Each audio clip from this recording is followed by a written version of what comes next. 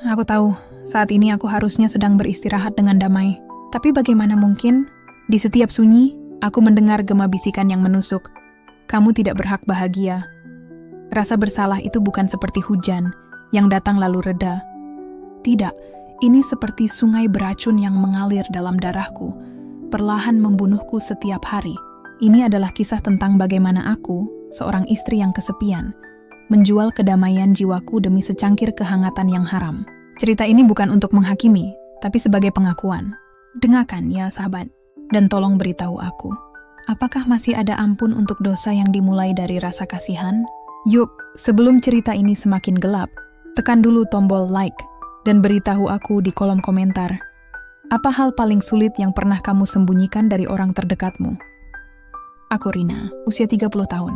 Kalau dilihat dari luar, hidupku mungkin tampak biasa saja, seperti jutaan istri lainnya di permukiman padat ini. Tapi kalau kamu mendengar suara di balik dinding kamar kosku, kamu akan tahu bahwa aku hidup dalam kesunyian yang paling bising.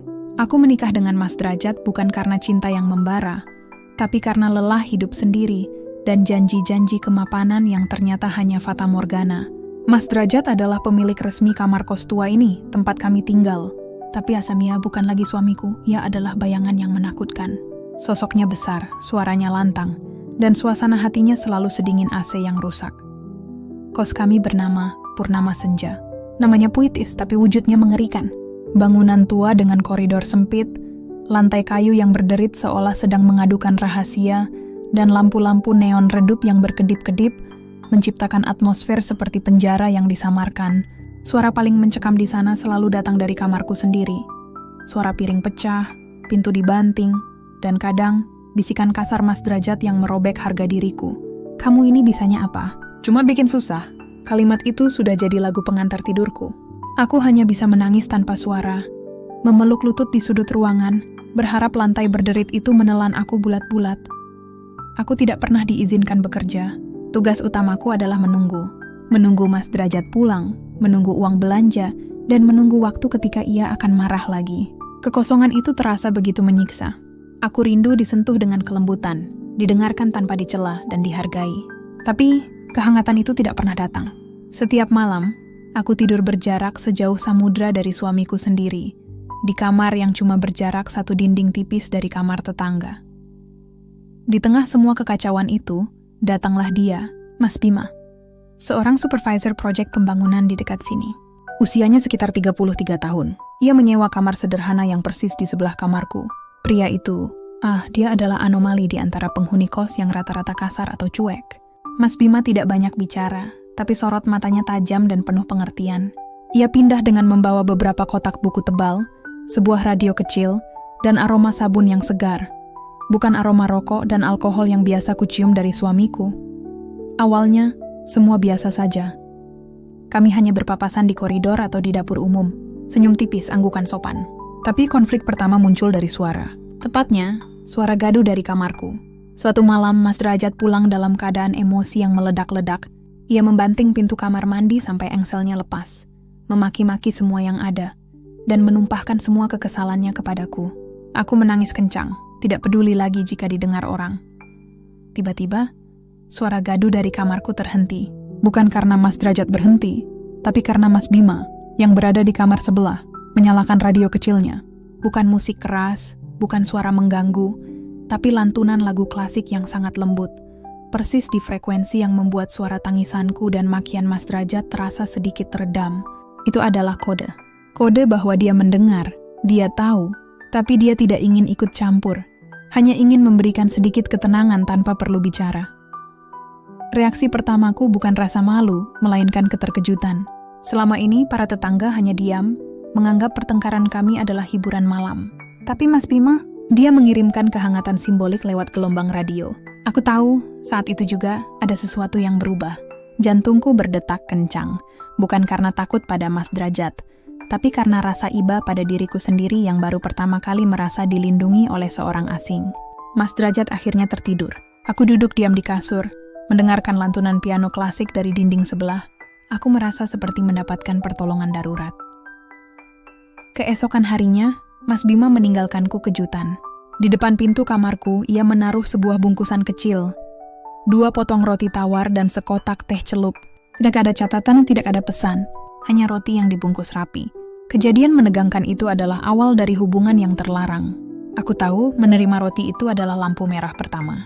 Itu adalah penerimaan atas perhatian yang seharusnya hanya boleh kuterima dari suamiku. Aku menyembunyikan roti itu. Dan sorenya, ketika Mas Bima sedang menyiram tanaman di koridor, aku mendekat. Jantungku berdebar tak karuan. "Mas Bima, ini," kataku sambil menyodorkan bungkusan kecil berisi keripik singkong buatan sendiri. "Sebuah balasan." "Terima kasih, Rina," jawabnya, suaranya tenang. "Itu untuk sarapan saja, jangan dipikirkan." Kami hanya berdiri di sana, di bawah lampu yang berkedip-kedip, untuk waktu yang terasa seperti setahun. Mas Bima tidak menanyakan tentang malam sebelumnya, dan aku tidak berani mengungkitnya. Tapi di mata kami, ada komunikasi sunyi yang jauh lebih intim daripada kata-kata. Matanya berkata, "Kamu baik-baik saja?" Mataku menjawab, "Tidak, tapi sekarang lebih baik." Sejak malam itu, ketegangan dalam diriku tak pernah hilang. Aku mulai memperhatikan jadwal Mas Bima. Kapan ia pulang, kapan ia keluar. Aku mulai membersihkan koridor lebih sering, berharap bertemu dengannya. Aku mulai memasak makanan yang sedikit lebih banyak, dengan alasan, mungkin Mas Derajat akan pulang malam ini. Padahal aku tahu Mas Derajat sering makan di luar. Dalam hati, aku tahu. Semua itu kulakukan untuk Mas Bima. Aku mulai menata diriku lagi, yang selama ini sudah kutinggalkan, karena merasa tidak pantas lagi diurus. Semua ini, semua perhatian kecil, semua bisikan sunyi di dinding itu, adalah pengkhianatan emosional pertamaku. Aku menyembunyikan senyum kecilku, rasa damai yang kurasakan saat Mas Derajat pergi dan Mas Bima pulang, seperti pencuri yang menyembunyikan harta curian. Aku tahu ini salah. Aku tahu ini jalan yang licin. Tapi, setelah bertahun-tahun tenggelam dalam kesepian, kehangatan sekecil apapun terasa seperti penyelamat yang tak bisa kutolak. Dan itulah yang paling menakutkan. Aku tidak ingin menolaknya. Aku ingin terus berada di dekat suara radio klasik dari kamar sebelah. Hubunganku dan Mas Bima tumbuh di balik kesunyian. Kami tidak pernah duduk berdua di warung kopi, tidak pernah berjalan-jalan, apalagi bersentuhan. Hubungan kami adalah hubungan bisikan dan berbagi sepi. Keintiman kami adalah di waktu-waktu terlarang. Setelah Mas Derajat pergi keluar kota untuk urusan proyek, atau setelah tengah malam ketika semua penghuni kos sudah tertidur lelap. Kami sering bertemu di dapur umum, hanya 5-10 menit. Cepat, hati-hati, dan selalu dengan mata yang waspada ke arah koridor. Tapi 5 menit itu terasa lebih nyata daripada 5 tahun pernikahanku. Kami bicara tentang hal-hal sederhana, cuaca, pekerjaan Mas Bima yang berat, atau bagaimana aku merindukan suasana kampung halaman. Mas Bima tidak pernah mengeluh, ia hanya mendengarkan dengan tatapan yang tulus, tidak pernah terburu-buru memotong atau menghakimi. Itulah yang membuatku jatuh. "Rina," katanya suatu malam, sambil mengaduk kopi instan yang kubuatkan untuknya. "Kamu kuat sekali ya?" Aku terdiam. Tanganku gemetar memegang cangkir. Tidak ada yang pernah mengatakan aku kuat. Mas Derajat selalu menyebutku lemah dan bodoh. Air mataku nyaris tumpah, tapi ku tahan. "Biasa saja, Mas. Semua orang juga begitu." "Tidak." Dia menggeleng pelan. Matanya menatapku dengan pelukan mata yang kurindukan. "Mendengar kegaduhan itu setiap malam, tapi kamu masih bisa berdiri tegak, masih bisa tersenyum. Itu bukan biasa, itu luar biasa." Kata-kata itu, validasi emosional itu, meruntuhkan semua tembok yang selama ini kubangun. Aku merasa seperti bunga layu yang tiba-tiba disiram air segar. Rasa syukur dan rasa bersalah bercampur aduk menjadi satu. Mas Bima memberiku rasa damai yang tak pernah kudapatkan dari suamiku sendiri. Dia tidak berusaha menggantikan Mas Derajat. Dia hanya mengisi kekosongan yang menganga di jiwaku. Intensitas pertemuan rahasia kami perlahan meningkat. Kami mulai meninggalkan surat-surat kecil yang digulung rapi di bawah pot bunga di teras. Bukan surat cinta, tapi pengakuan-pengakuan kecil.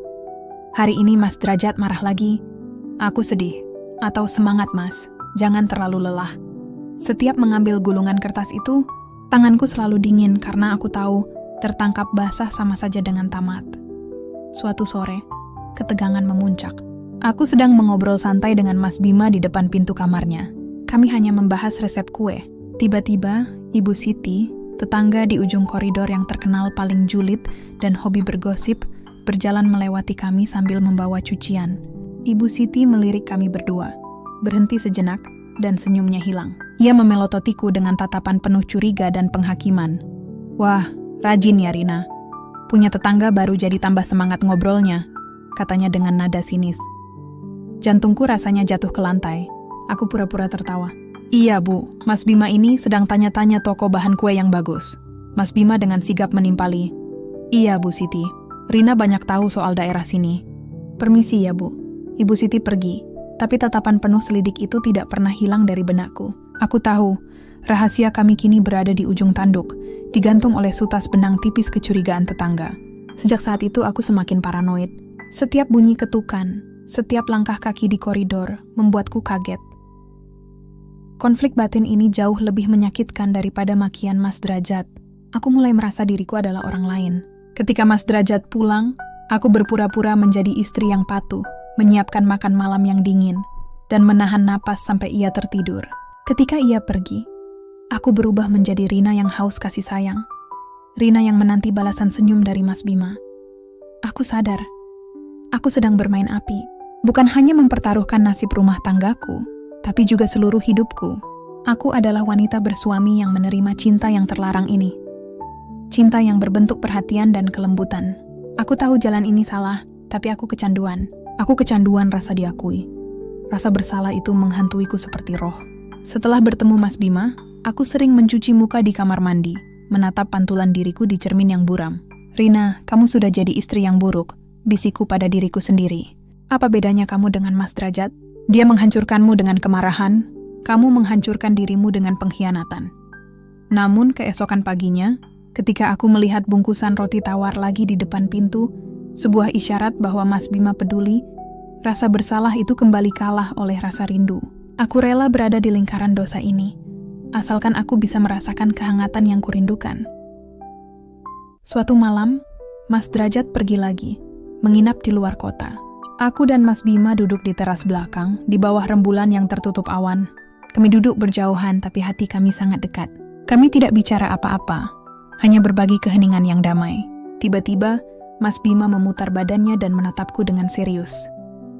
Rina, katanya. Suaranya sangat pelan.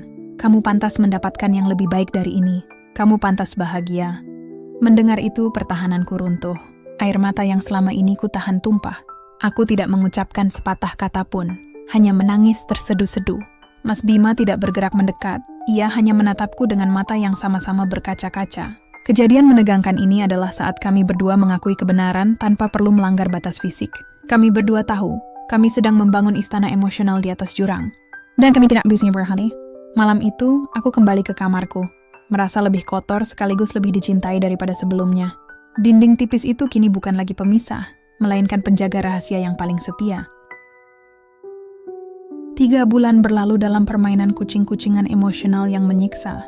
Rasa bersalah dan euforia yang kurasakan setiap berinteraksi dengan Mas Bima membuatku tidak bisa tidur nyenyak. Aku seperti hidup di atas pecahan kaca. Mas Derajat semakin jarang pulang. Ketika pulang pun, ia menjadi lebih diam, lebih dingin, dan serangan verbalnya terasa seperti pisau yang menusuk perlahan, alih-alih ledakan bom yang cepat. Puncak dari semua ketegangan ini terjadi di malam yang paling gelap dan sunyi. Malam itu, hujan turun sangat deras, seolah-olah langit tahu ada tragedi yang akan terjadi. Mas Derajat baru pulang dari perjalanan bisnis yang mengecewakan. Ia marah besar karena merasa usahanya gagal. Ia tidak berteriak, ia tidak membanting barang. Yang ia lakukan jauh lebih buruk. Ia duduk di kursi, menatapku dengan mata kosong, dan mengucapkan kata-kata yang mematikan. Aku sudah gagal, Rina. Gagal total. Dan itu semua karena aku punya beban di rumah. Beban yang tidak bisa memberi dukungan apa-apa, katanya datar. Kamu tahu, aku menyesal menikahimu. Aku merasa seluruh darahku membeku. Kata-kata itu, penyesalan terdalam dari suamiku, adalah pukulan telak yang membuatku kehilangan akal sehat. Aku tidak bisa menahan diri lagi. Aku menangis, bukan menangis sedih, tapi menangis karena putus asa. Aku berdiri dan berteriak. Kalau kamu menyesal, kenapa kamu tidak tinggalkan aku saja? Kenapa kamu terus menyiksaku begini? Pertama kalinya aku membantah. Mas Derajat terkejut, tapi ekspresinya berubah menjadi kebencian yang mendalam. Ia bangkit, tidak menyentuhku, tapi kedekatan fisiknya yang mengancam jauh lebih menakutkan daripada pukulan. Ia berjalan mendekatiku. Wajahnya hanya berjarak beberapa senti dari wajahku. Jangan pernah berpikir aku akan melepaskanmu. Kamu akan tetap di sini menanggung kegagalanku. Itu hukumanmu, bisiknya tajam. Aku lari keluar kamar, tidak peduli dengan hujan dan angin. Aku berlari ke koridor, ke teras belakang, tempat yang sepi, dan menangis sejadi-jadinya. Aku merasa ingin mati saat itu juga. Saat aku duduk meringkuk di teras belakang, basah kuyup, tiba-tiba ada tangan yang menyentuh bahuku. Mas Bima. Ia berdiri di belakangku, memegang payung besar dan memberikannya padaku. Ia baru saja pulang, melihatku lari dan tahu ada sesuatu yang sangat buruk terjadi. Rina, sudah, jangan di sini. Dingin, suaranya lembut. Tapi bergetar. Aku mendongak, mataku bengkak. Aku tidak mau kembali ke kamar itu, Mas. Mas Bima menarikku dengan lembut, mengajakku masuk ke kamarnya. Ini adalah kali pertama aku menginjakkan kaki di kamarnya. Kamar Mas Bima sangat rapi, wangi, dan damai, seperti pribadinya. Di sana, di tengah hujan yang menderu, aku duduk di sofa kecilnya, sementara Mas Bima mengambil handuk untukku. Kami duduk diam, bersebelahan. Aku menggigil hebat, bukan hanya karena dingin, tapi karena takut, lega, dan kedekatan terlarang ini.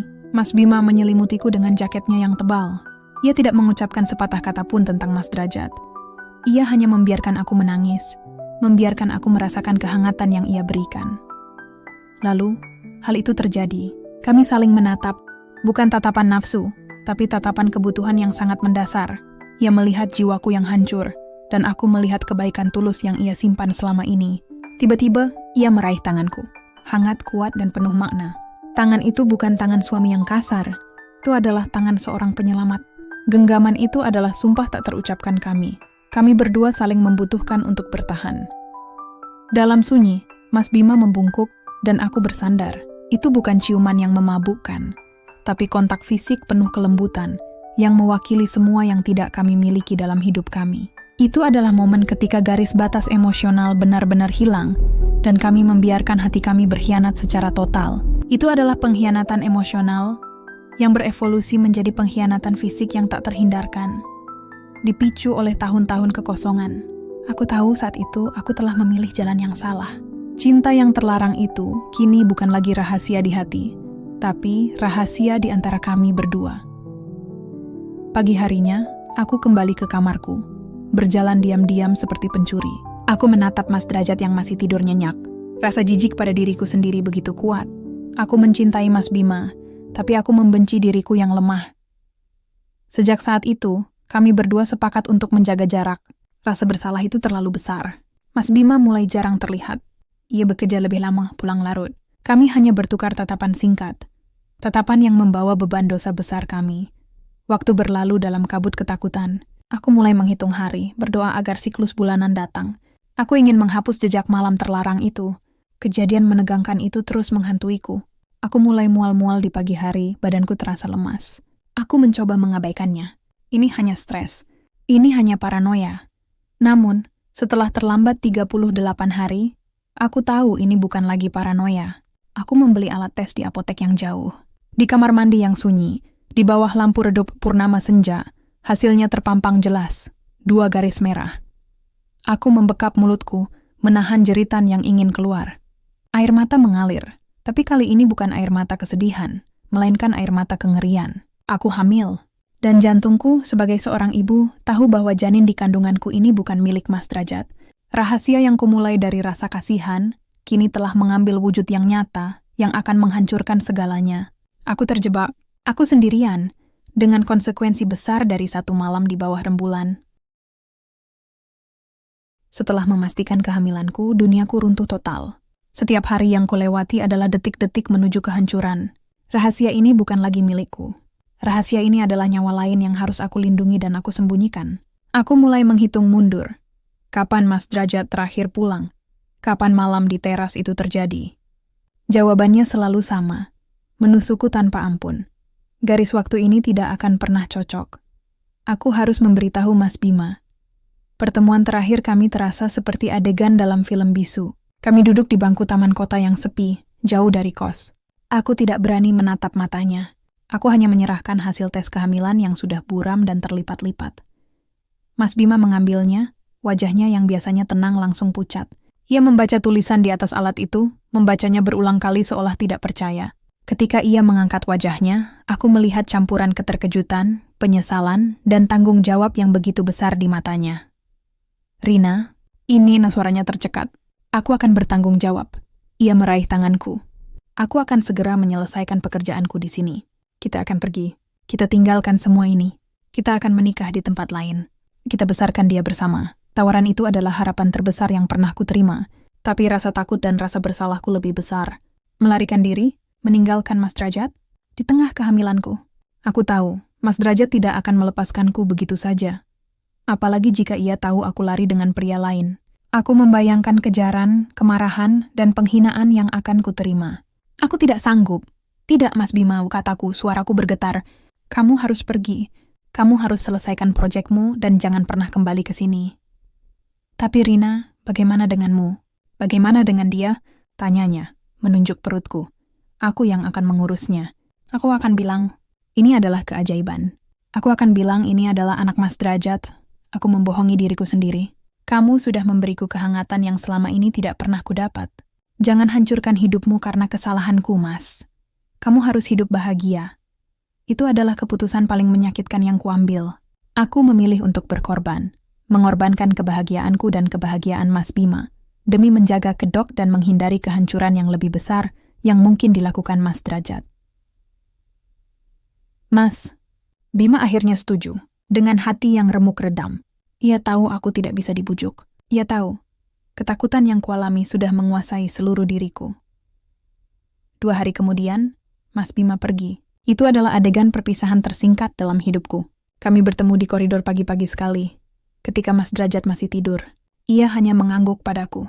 Ia meletakkan sebuah amplop tebal berisi uang di tanganku, untuk biaya hidupku dan si janin. "Rina," katanya, matanya memancarkan kesedihan. "Aku janji, aku akan menghubungimu suatu hari nanti, ketika semua ini sudah aman." Aku hanya bisa mengangguk, air mata sudah mengering. Aku tahu, ini adalah akhir dari cinta yang terlarang ini. Aku melihat punggungnya menjauh, membawa pergi satu-satunya cahaya dalam hidupku. Saat itu, aku merasa kembali menjadi Rina yang kosong. Rina yang terjebak dalam sangkar purnama senja. Setelah Mas Bima pergi, kehamilanku berlanjut. Aku harus berakting. Aku harus meyakinkan Mas Derajat, yang semakin jarang pulang, bahwa ini adalah anaknya. Anehnya, Mas Derajat tidak curiga. Ia malah menjadi sedikit lebih lembut, karena ia ingin memiliki anak laki-laki untuk meneruskan namanya. Sikapnya yang tiba-tiba berubah membuatku semakin muak. Ia peduli pada janinnya, tapi tidak pada istrinya. Ketakutan dan rasa bersalahku mulai bermetamorfosis menjadi horor psikologis. Setiap malam setelah Mas Derajat pulang dan kami tidur terpisah, aku mulai sering terbangun. Aku mendengar suara. Bukan suara tangisan, tapi suara ketukan halus di pintu kamar. Tok, tok, tok. Suara itu selalu datang pukul 2 pagi. Ketika aku bangun dan melihat ke arah pintu, tidak ada siapa-siapa. Tapi, di dalam kepalaku, aku mendengar bisikan lembut yang dingin, persis suara Mas Bima. "Rina, tanggung jawab, ya. Aku tahu, itu bukan Mas Bima. Itu adalah suara hatiku sendiri yang menuntut pertanggungjawaban. Aku telah mengkhianati Mas Derajat. Aku telah mengkhianati Mas Bima. Dan yang paling parah, aku telah mengkhianati diriku sendiri dengan memilih kebohongan ini." Setiap malam bisikan itu semakin jelas, semakin menyiksaku. Dinding tipis itu kini bukan lagi penjaga rahasia, tapi pengeras suara bagi semua dosaku. Aku tahu, aku tidak akan pernah bisa melarikan diri dari konsekuensi kehangatan terlarang ini. Kehamilanku berjalan dengan penuh kesulitan. Aku sering pusing, mual tak tertahankan. Dan yang paling parah, aku tidak bisa tidur. Janin itu tumbuh, tapi aku semakin kurus. Rasa bersalah telah memakan tubuh dan jiwaku secara perlahan. Pada bulan ke-8 kejadian menegangkan yang kutakutkan akhirnya terjadi. Mas Derajat baru pulang dari luar kota. Aku sedang mencuci pakaian di kamar mandi. Tiba-tiba, perutku terasa sakit yang luar biasa. Aku menjerit, dan Mas Derajat datang. Ia melihatku sudah terduduk lemas, dengan darah yang mengalir deras. Pendarahan hebat. Mas Derajat panik. Ini adalah pertama kalinya aku melihatnya panik. Ia segera membawaku ke rumah sakit terdekat. Di sana, aku harus berjuang antara hidup dan mati. Plot twist yang menghancurkan hatiku terjadi saat dokter berbicara dengan Mas Derajat di luar ruang operasi. Dokter menanyakan tentang riwayat kehamilan dan kapan perkiraan terakhir aku berhubungan. Mas Derajat, yang masih syok, menjawab sesuai dugaannya. Lalu dokter berkata, "Maaf, Pak. Berdasarkan usia janin dan kondisi pendarahan, kami curiga ada komplikasi yang sudah lama terjadi. Dan, secara medis, usia kehamilan ini tidak cocok dengan keterangan Bapak. Terlalu jauh jedanya. Ada yang tidak beres, Pak." Mas Derajat terdiam. Kebenaran yang selama ini kubuat buram, tiba-tiba menjadi sangat jelas di bawah cahaya lampu rumah sakit. Ia tidak bertanya padaku. Ia tidak berteriak. Ia hanya kembali ke kamarku, menatapku yang terbaring lemah. Matanya bukan lagi mata marah, melainkan mata yang kosong, penuh kehancuran total. Ia tidak marah pada pengkhianatanku. Ia hancur karena ia mencintaiku dengan caranya sendiri yang salah, dan pengkhianatan ini menghancurkan egonya. Bima! Itu adalah satu-satunya kata yang ia ucapkan. Bukan pertanyaan. Hanya pernyataan yang dingin. Aku tidak sanggup menjawab. Aku hanya bisa mengangguk pelan, air mata mengalir di pipi. Aku hanya kesepian, Mas. Aku minta maaf. Bisikku lemah. Itu adalah pengakuan terakhir kami. Setelah itu, semuanya menjadi kabur. Aku mendengar suara alarm berbunyi, suara perawat berlarian, dan yang terakhir, suara Mas Derajat yang memanggil namaku, yang terdengar seperti tangisan penyesalan yang terlambat. Aku gagal. Janinku tidak selamat karena pendarahan hebat. Dan aku menyusul janinku tak lama kemudian. Aku meninggal bukan karena siksaan fisik, tapi karena siksaan batin dan konsekuensi dari pengkhianatan emosional yang kupilih. Semenjak saat itu, aku terperangkap di ruang antara. Aku tidak menemukan kedamaian. Aku hanya bisa menyaksikan. Mas Derajat tidak pernah kembali ke kos Purnama Senja. Ia menjualnya. Tapi, rasa bersalahku, tetap ada. Aku menyaksikan Mas Derajat yang kini hidup sendirian, wajahnya kuyu, kehilangan, semua amarahnya digantikan oleh penyesalan yang mendalam. Dia menyesalinya. Menyesali kata-kata kasarnya, menyesali kekosongan yang ia ciptakan, yang pada akhirnya membunuh istrinya sendiri. Aku terus menghantuinya. Bukan dengan jeritan, tapi dengan suara ketukan halus yang kini ku dengar setiap malam di tempat barunya.